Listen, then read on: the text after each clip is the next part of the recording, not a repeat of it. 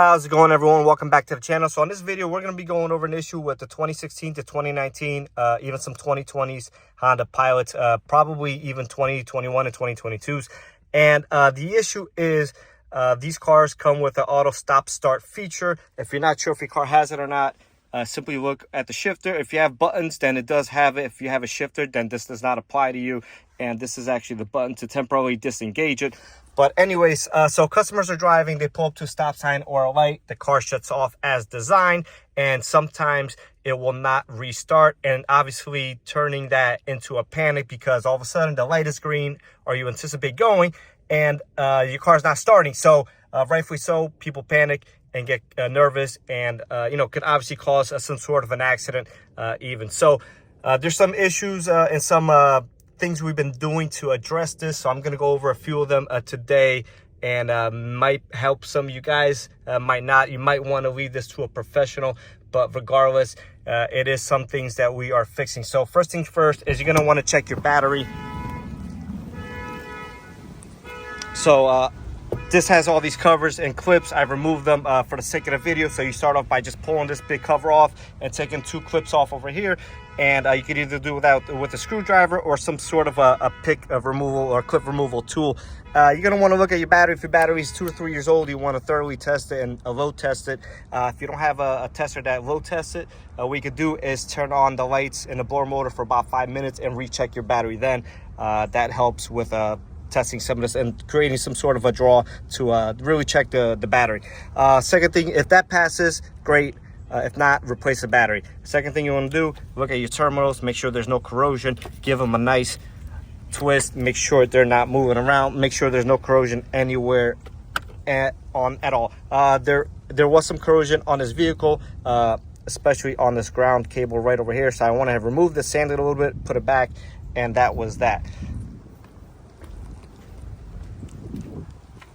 So I'm just coming back inside the car. It's a little windy here and I don't want the wind to be breaking up in the video. So second thing we do, if all that is good, we've replaced the battery if needed. We'll replace the cable if needed as well. If you're out of warranty, then at that point, you're gonna have to pay for that out of pocket. But this one has coverage, so we went ahead and clean that for the customer. Second thing we did is there is a software update. So we went ahead and updated the PCM for that. There was also a TCM update, so I went ahead and did that, but what you need is a PCM update. And what that does is that tightens the parameters and it doesn't allow the car to go into auto stop mode as frequently. So that's gonna reduce the amount of times and the amount of frequency that it does happen within a short period of time. So I did that and mine is good. The way I tested it afterwards, I tried duplicated it about 10 times or so and it did not fail. At that point, if it does fail within those 10 tries, and you're going to be repeatedly trying to make it not start on purpose. So like I said, mine did start, so we stopped there. If it does fail within 10 tries, then what you're going to want to do at that point is perform a valve adjustment. Again, if your car has warranty coverage, then they should be doing this for you. If not, you're going to want to make sure the engine is as cold as possible and set the valve lash to the middle of the specification. So typically we would leave them towards the looser side because these cars have a tendency for the valves to tighten up and cause misfires.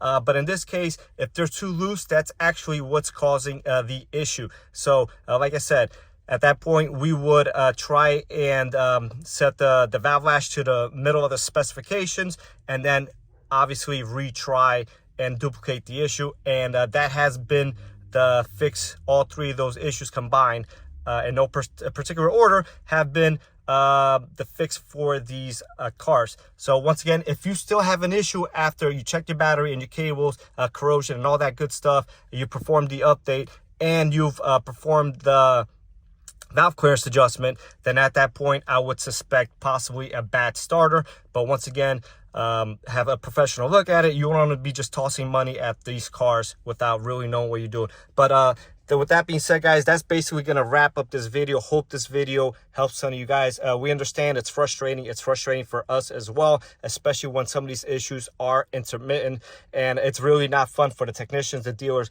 and especially the customers. If you found any value in this video, and if this video helped anyone out, I would appreciate a like, and just drop me a comment below so we can have a small discussion. With that being said, guys, make sure you guys stay tuned for more videos just like this one.